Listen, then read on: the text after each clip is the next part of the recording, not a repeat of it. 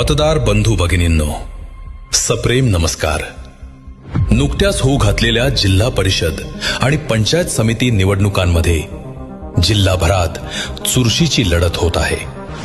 त्यात अहमदपूर चाकूर विधानसभेत खरी लढत बाबासाहेब पाटील विरुद्ध प्रस्थापितांविरोधात गेली 30 वर्ष लढणारा खरा नायक विनायकराव पाटील या दोन दिग्गज नेत्यांमध्ये होत आहे। कारण भारतीय जनता पार्टीने पराजयाच्या भीतीपोटी सोयीनुसार काही ठिकाणी युती केली।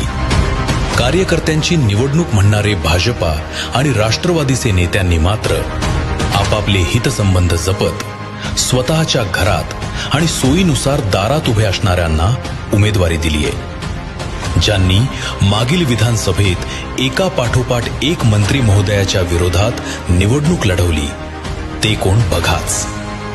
क्रमांक 1 दिलीपराव देशमुख, क्रमांक 2 अयोध्याताई केंद्रे, क्रमांक 3 गणेशदादा हाके।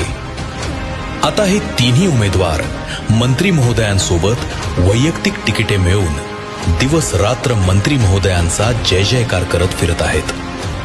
आज जे मंत्री महोदयासोबत आहेत तेच उद्या मंत्री महोदयांच्या सांगण्यावरून भाजपाची किंवा इतर पक्षाची उमेदवारी घेत पुन्हा ढोंग करून जनतेसमोर मतदान मागायला येतील।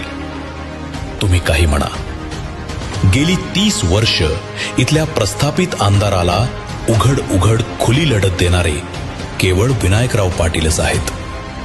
कार्यकर्त्यांना न्याय देण्याकरता, प्रस्थापितांना धडा शिकवण्याकरता, जनसामान्यांची कामे करण्याकरता आणि घराणीशाही संपवण्याकरता यावेळी मतदान फक्त महाविकास आघाडीला।